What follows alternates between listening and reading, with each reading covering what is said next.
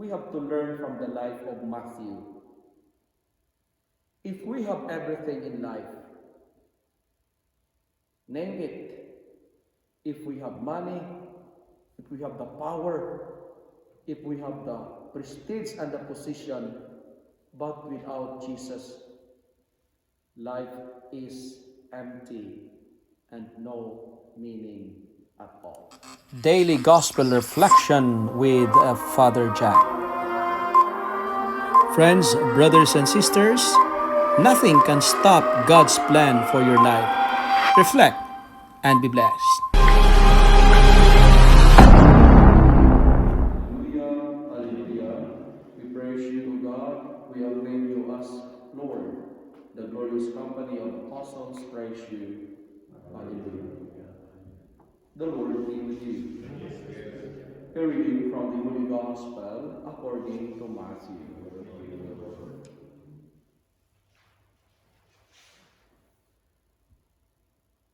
As Jesus was walking along, he saw a man called Matthew sitting at the tax booth, and Jesus said to him, "Follow me." And Matthew got up and followed Jesus.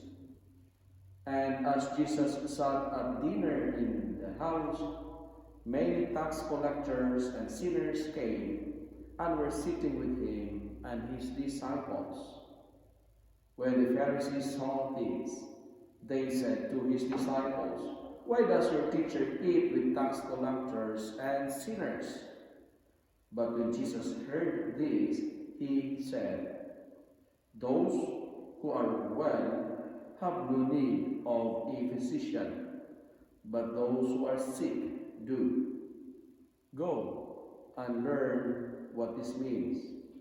I desire mercy, not sacrifice, for I have come to call not the righteous, but sinners."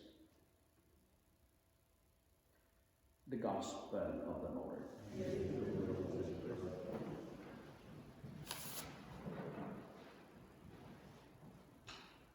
Good morning, my dear friends. Today we celebrate the feast day of Saint Matthew, one of the 12 apostles.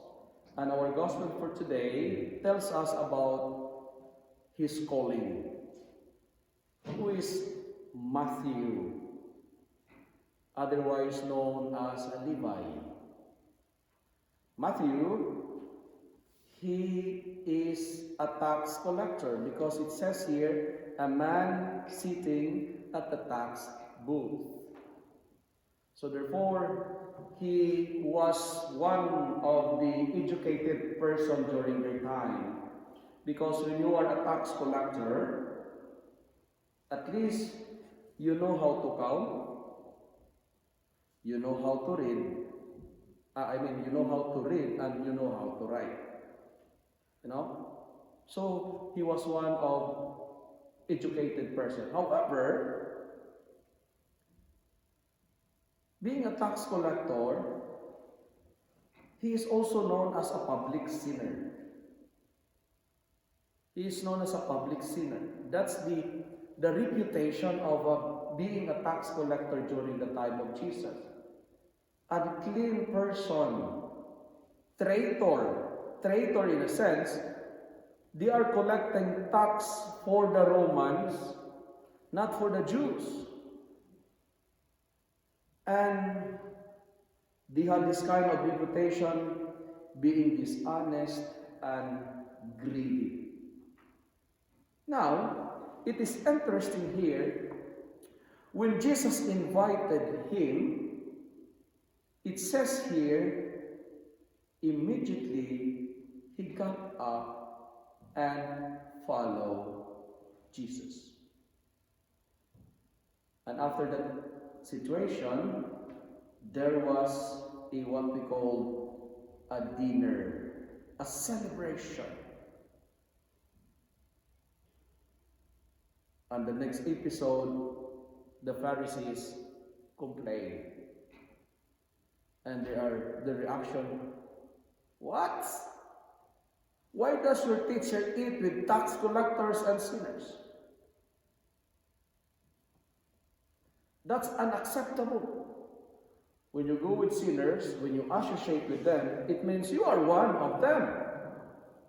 But what is the gospel trying to tell us today?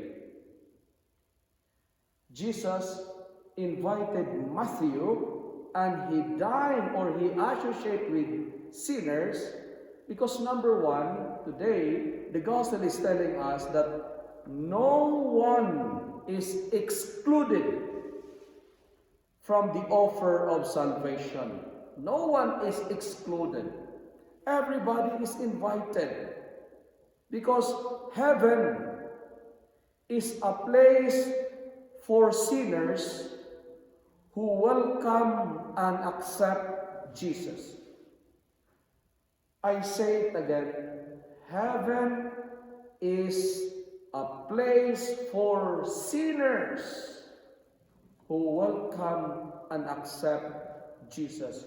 There is heaven because Jesus wanted to bring sinners there.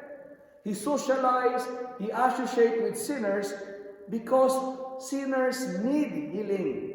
They need salvation. That's why he told in the gospel, learn from this. I desire mercy, not sacrifice.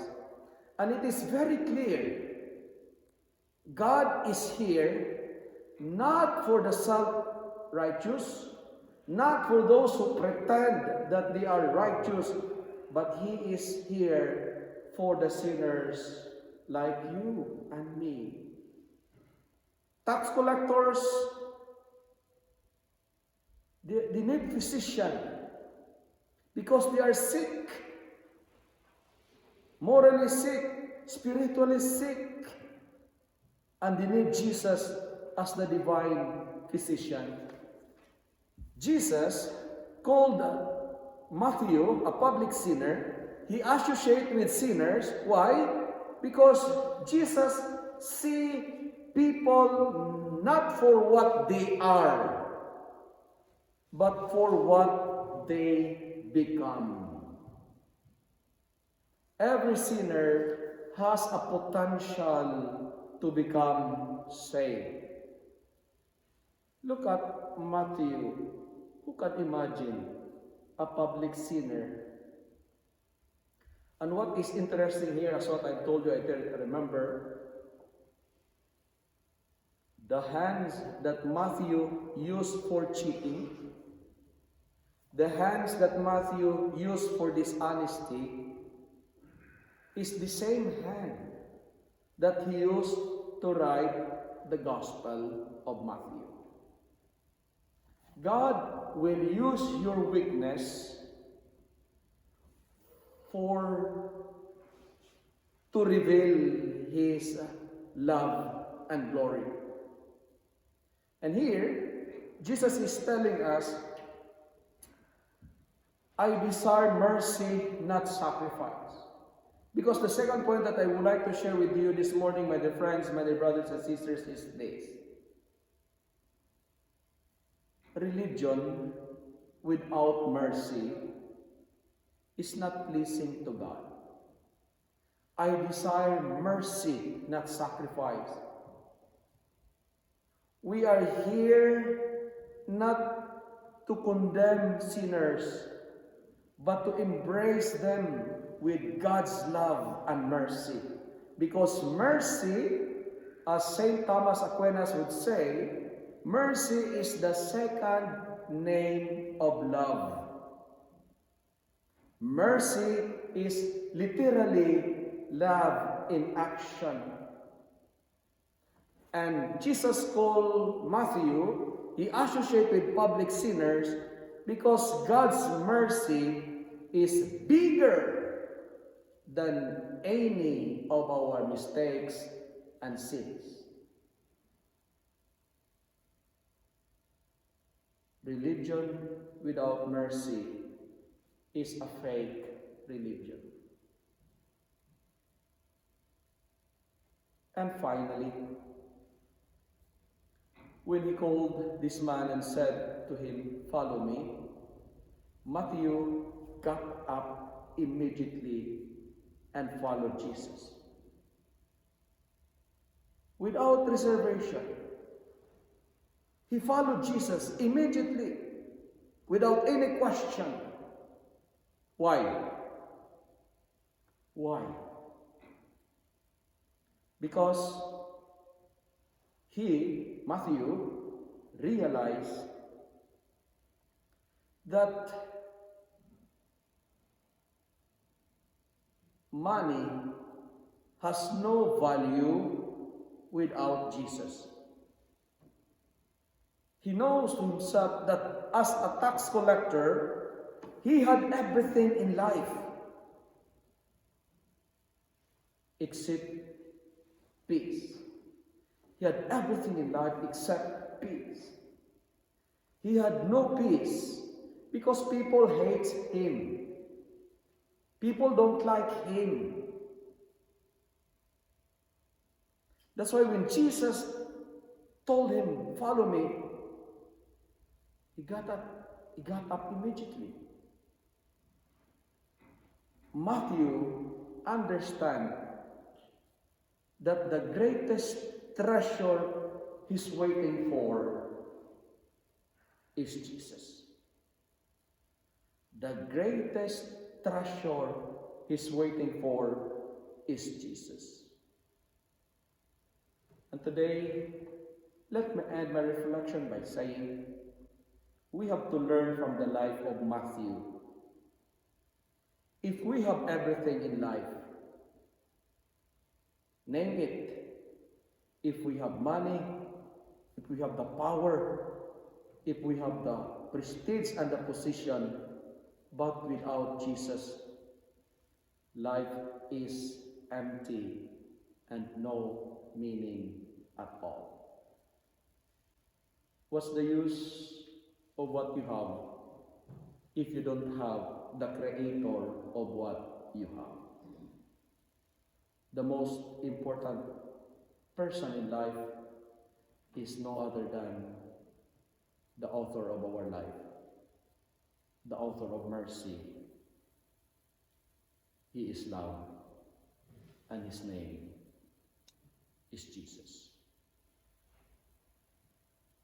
Like Matthew, in spite and despite of our sins, without any thinking, when you heard his invitation, "Follow me," like Matthew got up and followed him.